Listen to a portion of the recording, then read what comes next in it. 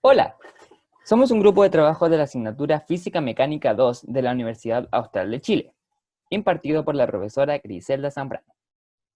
Nuestro grupo está conformado por Juan Arévalo, Catalina Barrientos, Nicolás Gallardo y que les habla Pablo Arias. Por tanto, a partir de un experimento casero que incluye distintos cuerpos rodantes en un plano inclinado, explicaremos su comportamiento a través del principio de conservación de energía. A través de esto, esperamos identificar las fuerzas aplicadas sobre los cuerpos, los torques que ejercen estas fuerzas y sobre todo desarrollar e inferir las relaciones existentes entre sus ecuaciones. Responder a las preguntas planteadas en el laboratorio, como por ejemplo, ¿qué objeto llegará primero antes de realizar el experimento? Es decir, ¿cuál bajará con mayor velocidad? U otra pregunta como, ¿cuál es el momento de inercia de cada objeto o cuál es su influencia?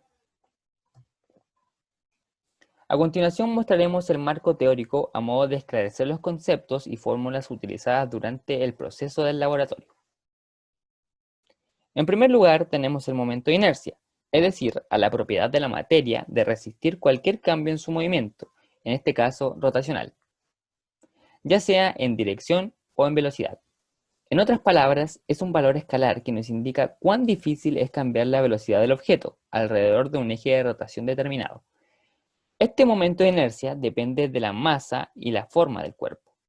Para masas puntuales, el momento de inercia se calcula como la sumatoria de cada masa multiplicada por su posición al cuadrado, donde m es la masa y r la distancia de cada masa respecto a su centro de giro. En cambio, para masas continuas o partículas continuas, el momento de inercia será igual a la integral del radio al cuadrado por la diferencial de la masa. Y por último, con respecto al momento de inercia, tenemos el teorema de Steiner, para cuando el eje de rotación pasa por un punto o eje P paralelo al centro de masas, al cual hay que sumarle el momento de inercia del centro de masas y la multiplicación entre la masa del objeto y su distancia del centro de masas al punto P al cuadrado. La segunda ley de Newton rotacional, utilizada en dinámica rotacional. Cuando se produce rotación en un cuerpo, este posee aceleración angular. Por lo tanto, debe existir un agente externo que produzca dicha aceleración. Este agente es el torque, o momento de torsión, el cual se puede calcular de tres maneras. La primera, como el producto de la fuerza F aplicada, por la distancia entre el punto de aplicación y la línea de acción de la fuerza denominada brazo palanca, B. Otra forma es calculándola como la magnitud de la fuerza F por la magnitud del vector R, que es la distancia que hay entre el centro de giro y el punto de aplicación de la fuerza, por el seno del ángulo formado entre F y R. Y finalmente también es posible calcularlo de forma vectorial, como el producto cruz entre R y F. Entonces, la relación existente entre el torque y la aceleración angular se expresa como el torque neto, equivalente al producto entre el momento de inercia del objeto y la aceleración angular, lo cual es análogo a la segunda ley de Newton. Y por último, tenemos rotación y traslación combinada.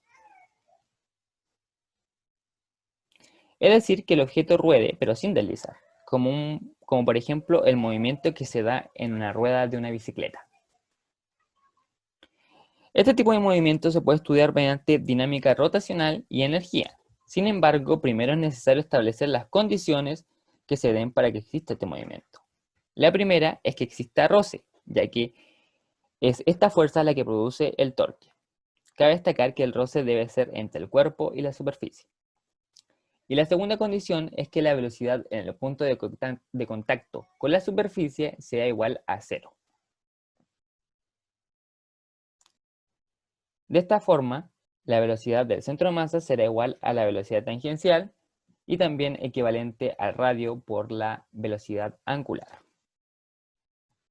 Por otra parte, según energía, se considerará el teorema de trabajo y energía, es decir, el trabajo neto igual a la variación de la energía mecánica, siendo la energía mecánica la suma de la energía cinética con la energía potencial. Cabe destacar que la energía cinética en este caso será la suma de la energía cinética de traslación más la energía cinética de rotación. La energía cinética de traslación se calcula como la masa por la velocidad al cuadrado, partido 2, y la energía cinética de rotación como la inercia por la velocidad angular al cuadrado, partido 2.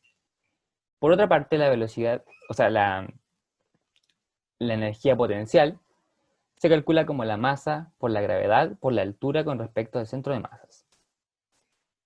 Por tanto, también se puede explicar el principio de conservación de la energía, que dice que la energía no se crea ni se destruye, sino que solo se transforma. Es decir, la energía mecánica inicial es igual a energía mecánica final.